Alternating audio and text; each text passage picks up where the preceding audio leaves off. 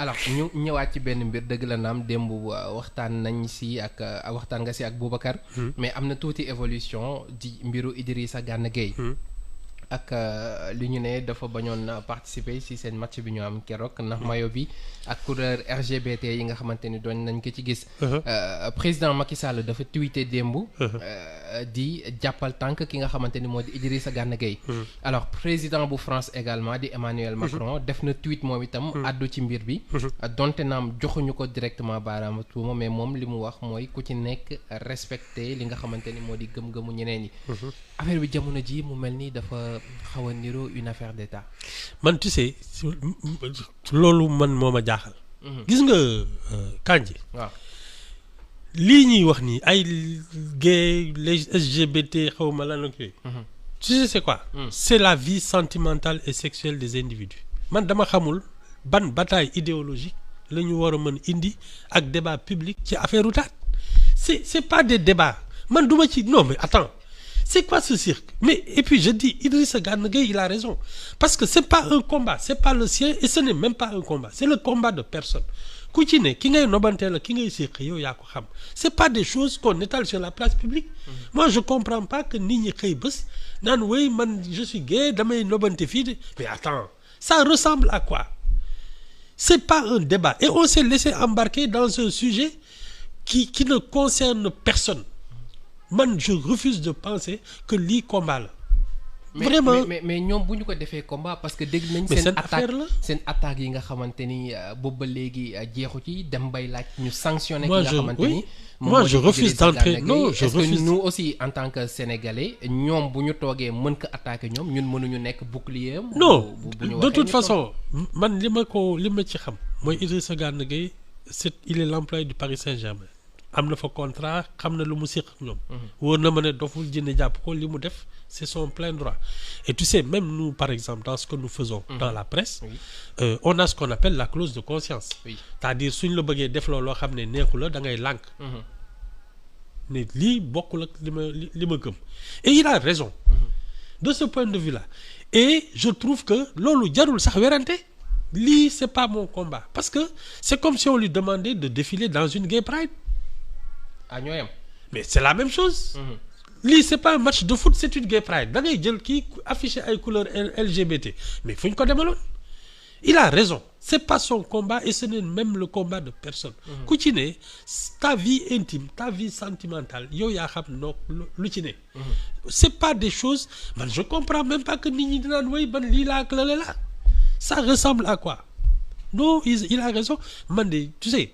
je pense que ce débat là Macky Sall aurait dû le régler bi fi ay Obama ñooy di ko naan oui xaw ma les droits mais attends. kilifa du waxtaane loolu. ce n'est pas un débat.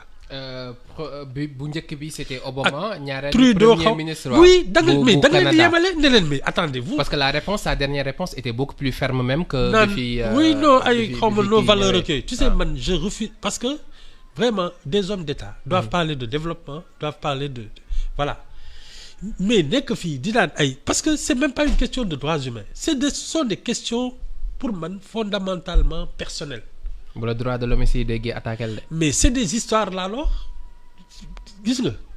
Ce sont ces gens-là qui en ont fait un combat idéologique et de droits humains. Mais c'est pas vrai. La vérité c'est que fii. Depuis que le monde est monde, les histoires d'homosexuels ça a toujours existé. Mais les gens réglaient leurs problèmes dans l'intimité. On s'est réveillé un beau jour parce que bon je pense que affaire sida bi ak stigmatisation communauté bi moo ko fa yóbbu. Mais on n'a pas eu raison d'en faire un débat public parce que ce n'est pas un débat public. Alors donc en voulant régler le problème dañu appuyer communication mouvement LGBT bi loolu nga bëgg a wax. Oui et pour man. Est-ce que ça mérite même un mouvement mais xam nga man lan moo ma jaaxal. affaire mariage. Oui. Par exemple. Un mariage mais c'est deux personnes qui le contractent ñun on est dans une république la famille est l'institution qu'il faut protéger donc et la famille qui a une fonction de reproduction c'est un homme une femme gis nga loolu. su leeree suñu bopp leneen lu nit def affaire am la. moi tu sais on t'embarque dans des discussions qui n'en valent pas la peine.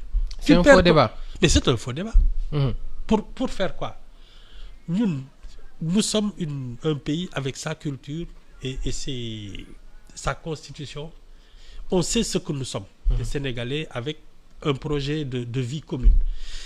Pourquoi? Parce que nos vrais problèmes sont des problèmes d'éducation, des problèmes de développement, de qualité de vie. Pourquoi nous bëgg jël suñu àddina? Parce que tubaab bi xëy na ils s'ennuient. Ils veulent t'embarquer dans des débats qui ne sont pas les nôtres. Ñun qu'on se concentre sur nos sujets. waaw ay dañuy distraire. Mais dañuy distraire kay. C'est de la distraction pour faire quoi? Kandji, quel sens ça a de dire aux gens je suis gay, je suis hétéro, je suis ban sens ban njariñ la ñu amal? Parce que ça ne concerne que toi, c'est ta vie intime. nga bëgg ko jël teg ko sur la place publique ku nekk am lu mu ciy wax. Alors que nous on a des problèmes beaucoup plus sérieux de sous-développement. Non mais attends. mais bu ñu yemoon ci loolu kay mu neex mais tey dañu gis bi mbir bi amee ñoom ñëpp occupé seeni rajo occupé seeni télé. di traîner ki nga xamante ni moo di Idrissa Gana Gueye dans la boue. Et même moment boobu noonu ci benn arrondissement foofu ca France. ñu ngi doon voter pour permettre ñi nga xamante ni bëgguñu seen karaw feeñ mën a sangu ci piscine yi ak seen i yére et loolu mu créé fa benn tollé boo xamante ni c'est pas possible. Tu sais man Kandji, je pense que les occidentaux là ils s'ennuient. dañ ñàkk lu ñu def. waaw parce que tu sais il y a des discussions c'est vraiment chercher le sexe des anges. waaw nit ki sangu ci piscine. dama xamul lan moo ci discussion jàmm. Les gens s'ennuient là-bas. Donc xëy na ils n'ont pas de problème de comme ñun ñii nga xam ne soo defee benn téeméer ñëpp ne gongo di tëb di dal alors que ça aurait dû être quadriller tout le pays. Nous aujourd'hui on aurait dû, parce qu'on a des terres, on a de l'eau, on a une démographie qui nous permet d'avoir